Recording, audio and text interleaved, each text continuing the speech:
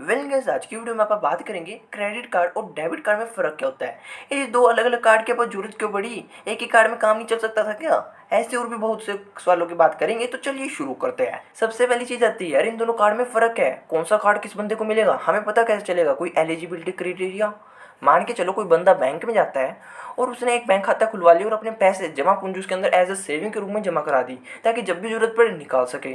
Bank की तरफ से उसे एक कार्ड दिया जाएगा जिसे कहेंगे डेबिट कार्ड, जिसके अंदर वो सिर्फ बैंक में जितने भी पैसे इन्वेस्ट करे सिर्फ उसे निकाल सकता है, इसके अलावा कोई फालतू का पैसा नहीं निकाल सकता।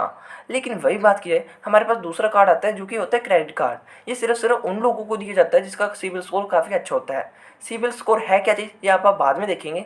लेकिन इस कार्ड का फ़ायदा क्या है? मान के चलो आपके बैंक खाते में कुछ पैसा नहीं है और इमरजेंसी आप लोन वगैरह लेना चाहते हो, यानी कोई चीज़ खरीदना वगैरह चाहते हो, लेकिन अभी पैसे नहीं है और आप सोचते हो बाद में मैं उसे दे दूंगा।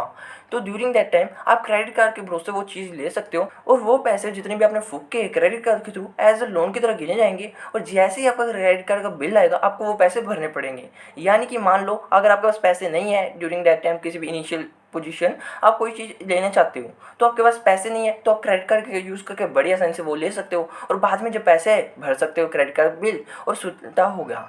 पर वही अपने डेबिट कार्ड में कोई ऐसी कंडीशन नहीं रहती। अगर आपका सिबिल स्कोर अच्छा है या फिर बुरा है इसका कोई फ़र्क नहीं, किसी को भी चक्के में मिल जाएगा, इवन वो 18 साल छोटा बच्चा ही क्यों ना हो, बस माँ बाप के सिग्नेचर वगैरह लगेंगे यार।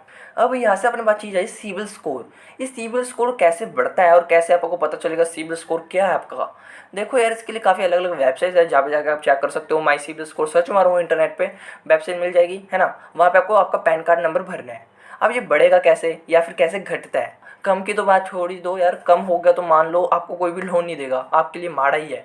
आपको इंक्रीज़ करने के बारे में सोचना चाहिए और ज़्यादा इससे पंगे भी नहीं लेने चाहिए। तो देखो, आपने कोई भी चीज़ लेनी है, आपने सीधा गए बाजार से ले ली, और वही अपने पास एक ऑप्शन आता है, जैसे कोई महंगी चीज़ होती है अपन किस्त में ले लेते हैं ईएमआई पे, यानी कि हर सालाना या फिर हर महीने के हिसाब से अपनी किस्त वगैरह करती रहती है। सो कुछ इसी तरह से अगर आपकी ईएमआई की पेमेंट डायरेक्टली आपके बैंक अकाउंट से जाती है तो आपका सिबिल कुछ हद तक इंक्रीज होगा। लेकिन फिर बात आती है घटेगा कैसे? अगर आपकी ये ईएमआई की पेमेंट आप सही से टाइम से नहीं देते, काफ़ी डिले करते हो, बीच में कोई मिस कर दी, इसकी वजह से आपका काफ़ी बैड इंप्रेशन पड़ेगा और आपका सिबिल स्कोर कई हद तक डिक्रीज भी हो सकता है। और काफ़ी ज़्यादा डिक्रीज होगा तो आप क्रेडिट करप्ट माने जाओगे और आपको कोई भी लोन आगे से मिलेगा भी नहीं। सो इसलिए आपको आपका क्रेडिट स्कोर हमेशा मेंटेन करके चलना चाहिए। इफ इन केस आपका कोई सिबिल स्कोर है ही नहीं, बिल्ट ही नहीं हुआ, तो ये सिर्फ और सिर्फ एक चीज़ पर डिफाइन होगा कि आप कितनी ज़्यादा शॉपिंग वगैरह करते हो। तो ज़्यादा सारी शॉपिंग वगैरह करो, ईएमआई पे चीज़ें वगैरह लो मेनली, है ना, जिसकी वजह से आपका सिबिल स्कोर इंक्रीज होगा। तो आज की वीडियो में आपने ये देखा कि इन दोनों कार्ड में फ़र्क क्या होता है और कौन सा कार्ड किस जने को मिलता है, किस चीज़ पे डिफाइन वगैरह होता है। आई होप अमेजिंग लगी होगी। ऐसी और वीडियो के लिए चैनल को सब्सक्राइब कर लेना।